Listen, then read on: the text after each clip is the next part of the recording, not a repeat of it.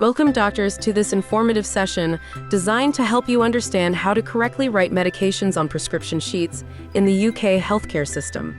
Today, we'll focus on the key sections of the prescription sheet and the correct practices you should follow. Let's begin by understanding the prescription sheet and color coding system.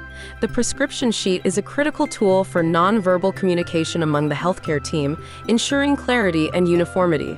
In the UK, doctors must write prescriptions in black ink, while nurses use red ink to document when medications have been administered. This system of color coding ensures that the sheet is easy to interpret, helping everyone stay on the same page and avoid confusion.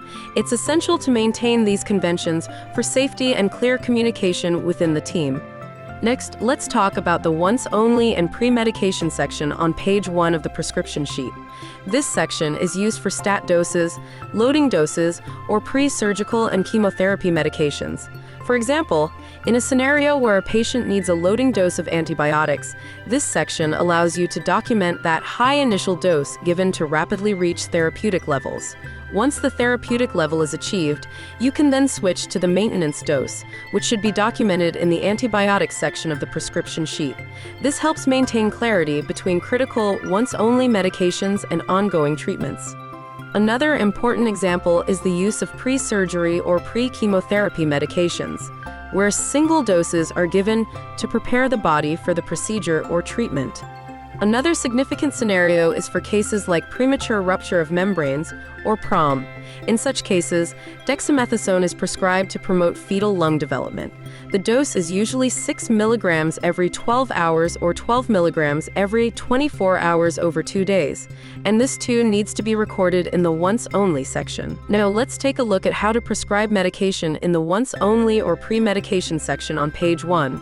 Here in this part, there are designated areas for doctors, written in black, and the nursing staff, written in red, to write in the details as we can see. First, you need to fill in the date and time of prescribing. In most cases during exams, this will be your exam date and approximate time. Remember, the time should be written in the 24-hour format to avoid any ambiguity. This field is important because it indicates exactly when the medication was ordered. There are some exceptions to note. For example, in the case of premature rupture of membranes, where stat doses of dexamethasone are prescribed for 2 days. Here, you may prescribe 2 orders of 12 milligrams spaced 24 hours apart,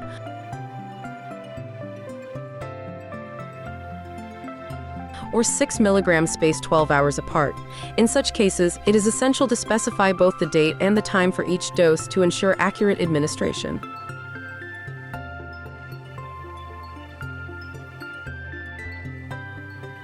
When you move to the drug section, always write the medication name in capital letters. In addition, include clear instructions for why the medication is being prescribed, how it should be prepared or diluted, and when it should be given. Let's look at a few examples. To reach therapeutic levels for antibiotics, a first loading dose is typically required. For instance, in the case of an infection caused by MRSA, you may prescribe vancomycin. Here, you would write the date and time of prescribing, and in the drug section, list the medication name in capitals. Include the reason for the medication, the method of reconstitution and dilution, as vancomycin is in powder form, and detail how it should be administered. All of this information can be found in the BNF, which we will discuss in a later session. Another common scenario for using the once-only and pre-medication section is pre-medication for surgery or chemotherapy. When documenting these, record the date and time of prescription and be sure to specify when the medication should be administered. This will usually be given in the candidate information. Also, always include the route of administration as well as the dose, clearly stating the units used. Lastly, after completing the prescription, don't forget to sign it and include your bleep number. This is important so that other healthcare professionals, particularly the nursing team, can contact you if they have any questions about the prescription. Following this structure when writing a prescription ensures that all members of the healthcare team clearly understand what the medication is for, how it should be prepared, and when it needs to be administered. For the nursing team, this provides the necessary information for them to document when the medication is administered and by whom.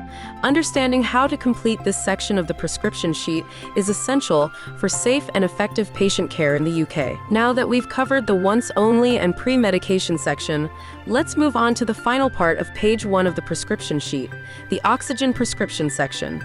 This section is critical for managing patients who require supplemental oxygen.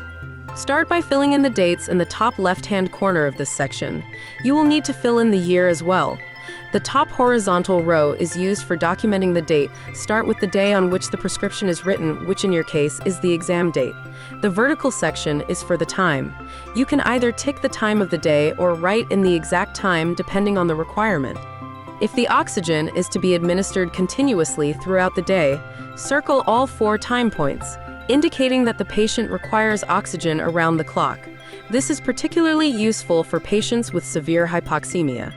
Next, it's essential to select the target oxygen saturation range for the patient.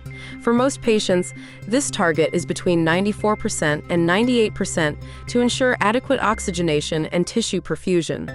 However, if the patient has chronic obstructive pulmonary disease, or COPD, the target range should be lower, around 88% to 92%. This avoids hypoxemia, but also prevents suppressing their respiratory drive, which could lead to a dangerous buildup of carbon dioxide and potential respiratory failure. You will also need to specify the starting oxygen device and flow rate for administration. The device codes can be found at the bottom of the sheet, and you should use the relevant abbreviation to fill in this field. The flow rate should be mentioned in liters per minute to indicate how much oxygen is being delivered.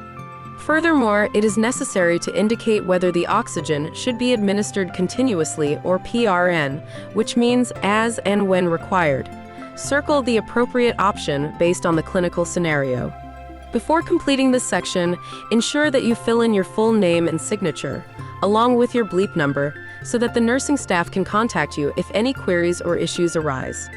Finally, don't forget to record the date when this oxygen therapy was initiated, which for you will also be the exam date. This completes the oxygen section and ensures clear communication about the patient's oxygen needs and how to administer it safely and effectively. Thank you for joining us today. We hope this session helped you gain a clearer understanding on how to fill the medication section on page 1 effectively. Stay tuned for our next episode, where we will discuss how to write medications correctly for page 2 of the prescription sheet. We'll cover more scenarios to ensure you're fully equipped for the PLAB 2 exam. Don't miss it. We look forward to seeing you in the next episode. Please like and subscribe to TuringMedSchool. Good luck with your preparation.